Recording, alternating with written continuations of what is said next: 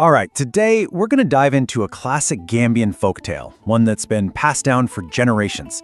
It's this really powerful story about destiny, the unseen world, and this young boy named Lalo. His journey, well, it goes from what everyone saw as weakness all the way to royalty, and it teaches this incredible lesson about where real strength actually comes from. So, this really is the big question at the heart of the story, right?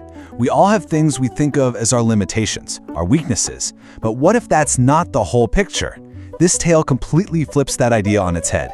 It suggests that the very thing we see as a weakness might actually be a doorway to some kind of deeper power. So our story kicks off, like so many great ones do, with a simple wish and a pretty heavy prophecy. Let's get right into Lalo's origins, because the circumstances that marked him from birth are, well, they're pretty unique. So picture this, a small village right by the river. There's a woman there, Kumbajara, and more than anything, she longs for a child. I mean, for years, she's prayed, she's made offerings to the ancestors. Her hope just never, ever wavered. And it wasn't just about having a son. It was about connecting to the future, to her family's entire lineage. And then one night, it happens. Her prayers are answered, but it comes with a catch, a warning. She has this prophetic dream, and a voice tells her, yes, you'll have your son, but his path, it's going to be filled with hardship. The key, the voice says, is patience. And boom, that one dream just sets the entire stage for a life that's going to be defined by both struggle and destiny.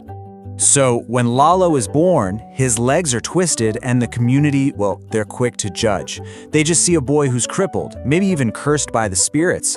But his mother, Kumba, totally different story. Her faith is just unshakable. While everyone else is seeing limitation, she sees a path forward. In her mind, it's like, okay, if he has to crawl, then he'll just crawl his way to greatness.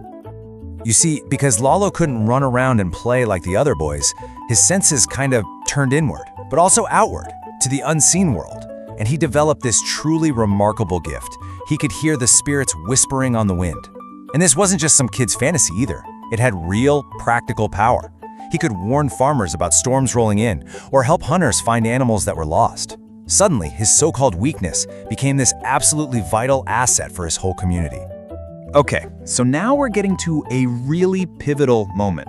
After years of struggling, of being isolated, Lalo's about to hit his lowest point.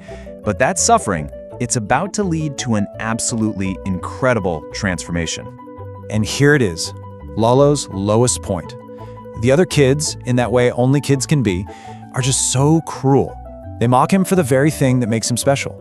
They're basically throwing his connection to the spirits right back in his face. It's just this moment of total despair, where both his body and his gift are causing him nothing but pain. But right there, in that darkness, a voice speaks. And it's not a voice of pity, not at all. It's a voice of power. It calls him a child of destiny and gives him this kind of cryptic instruction, a promise of hope that's tied to the moon. This is it. This is the moment the supernatural world steps in directly.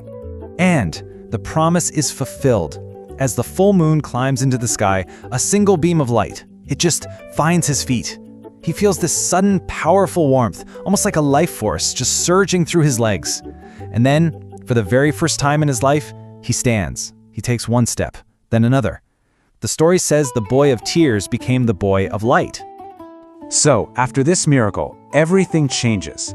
Lalo isn't just the boy who hears whispers anymore. He really starts to grow into his power, becoming this true bridge between the human world and the spirit world.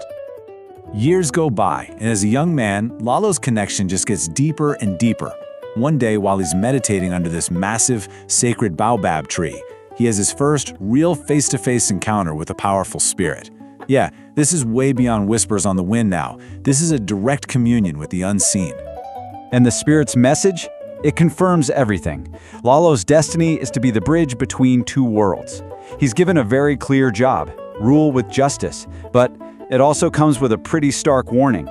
His power is a gift, and if he ever forgets the humility of where he came from, the spirits will, let's just say, be sure to remind him.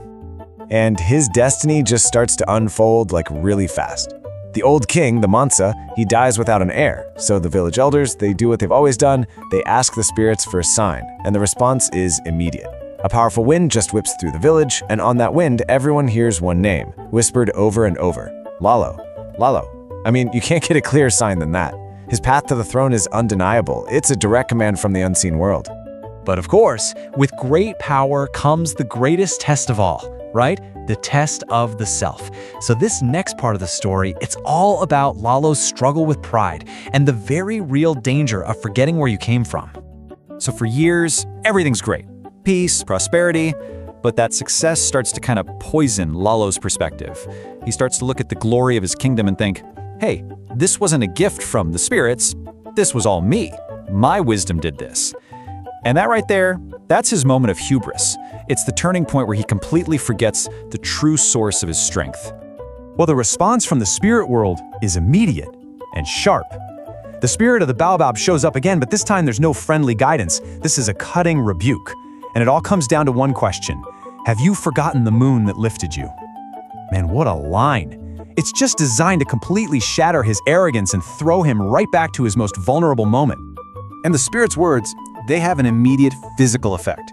The ground literally trembles, and Lalo's legs, the very same legs healed by the moonlight all those years ago, they just grow weak and give out from under him. The message couldn't be clearer, right? His physical strength is completely tied to his spiritual humility. The second he loses one, he loses the other. He is quite literally brought back down to earth. So, having been thoroughly humbled, Lalo gets a second chance. And this final chapter is all about his redemption and the incredible, lasting wisdom he comes to embody as a true leader. The spirit does offer forgiveness, but it's attached to one last, really profound lesson. Lalo is allowed to rise again, but only if he understands this.